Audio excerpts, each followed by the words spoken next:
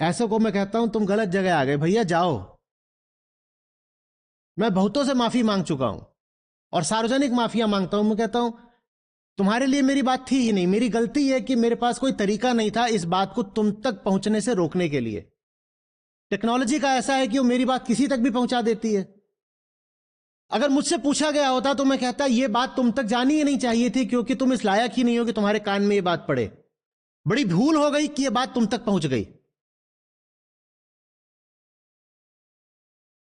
अक्सर लोग आते हैं और मेरी बात के खिलाफ कुछ तर्क देंगे, ये करेंगे। मेरे पास कोई जवाब नहीं है उस तर्क का, क्योंकि वो तर्क एक बड़े विचित्र तल से आ रहा है।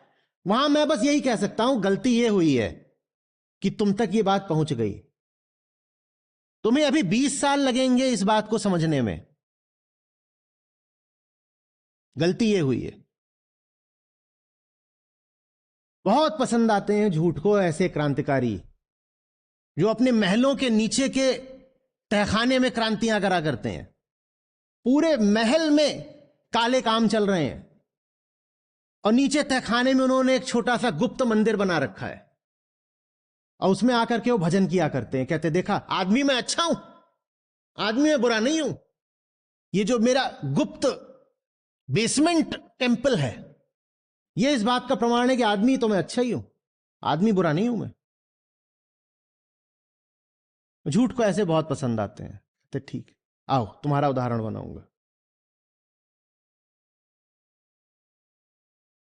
राम भजा सो जीता जग में। पर भजने का मतलब समझते हैं ना क्या होता है? भजने का मतलब होता है कभी ना भूलना, लगातार याद रखना कि राम दूर है। भज शब्द पे जुड़ा शब्द है विभाजन, विभाजन, वहां भी भज है। हमेशा ये याद रखना कि अभी यात्रा बाकी है, राम दूर है, अभी हम विभाजित है, दूर है।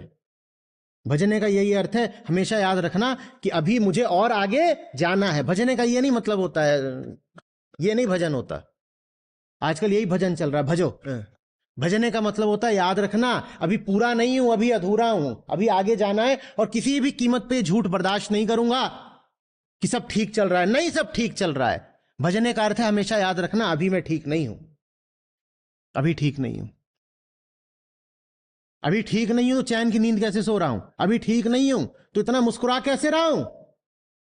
अभी ठीक नहीं हूं तो इतना आनंद कैसे बरसा रहा हूं? मैं अभी ठीक नहीं हूं। वास्तव में भक्त शब्द भी वहीं से आया है, विभक्त। विभक्त माने क्या होता है? बटा हुआ।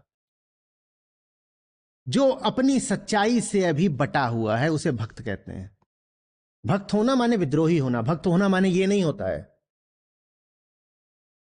भक्त होने का मतलब होता है ये क्रांति।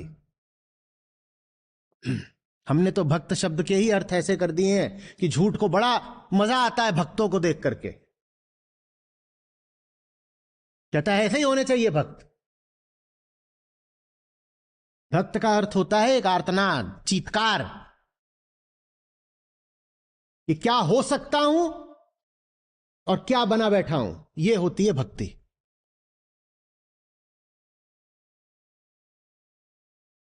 भक्त से बड़ा विद्रोही दूसरा नहीं होता। लेकिन हमने भक्त को बना दिया ऐसा जो रेंगे, जिसके घुटनों में सीधा खड़े हो पाने की सामर्थ्य भी ना हो। हमने ऐसी भक्त की छवि प्रचलित कर दी।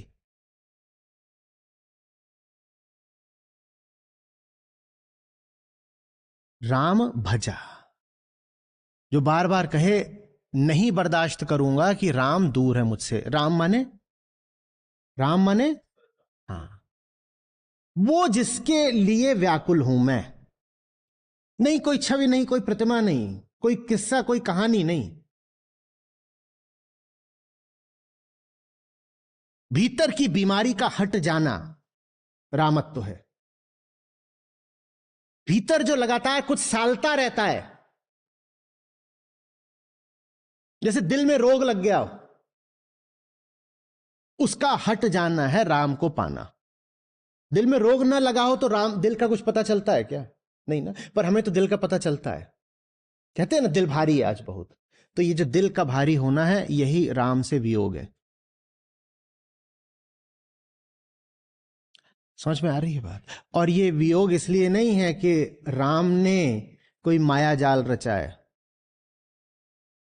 ये वियोग इसलिए है क्योंकि आपकी मान्यता ही माया है, और आपकी मान्यता ये है कि जगत राम का नहीं है, जगत तो माया का है, झूठ का है। तो आपने खुद ही अपने आप को राम से दूर कर लिया ये बोल के कि अरे ये तो मृत्यु लोक है, यहां राम का थोड़े ही चलता है, यहां राम का नहीं चलता। आपकी मान्यता, सेल्फ फुलफिलिंग प्रोफेसी। हमें यकीन ही नहीं होता कि ये अकेली दुनिया है, और जो ऊंचे से ऊंचा पाया जा सकता है सिर्फ अभी ही तो पाया जा सकता है। थोड़ा थमिए, विचार करिए, क्या सचमुच आप ये मानते हो कि आपको जो उच्चतम पाना है अभी ही पाना है, और 5-10 साल का आपका जीवन है, उसके बाद आपको मर जाना है, फिर कोई संभावना नहीं बचेगी? बोलिए, क्या आप ये मानते हो? हर बीतते पल के साथ क्या ये बात आपको याद रहती है कि अरे यही तो है, दिस इज इट, यही तो है?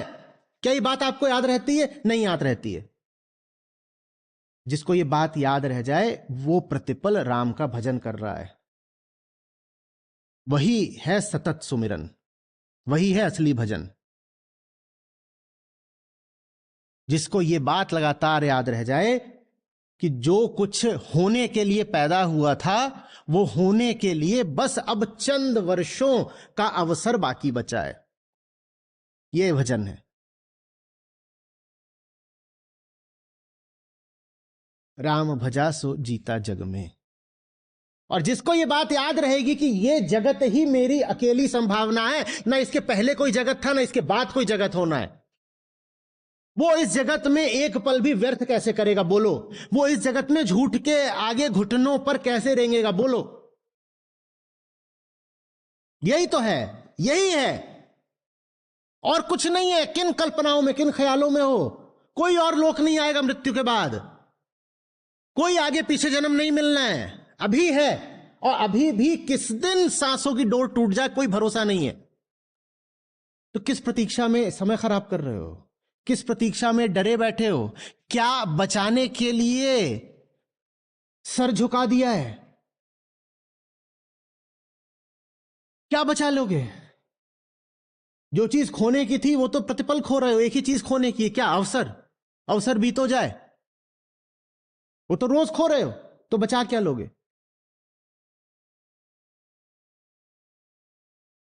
राम भजा सो जीता बिल्कुल अधूरी बात हो जाती, और साहब हमारे अधूरी बात करते नहीं। तो राम भजा सो जीता जग में,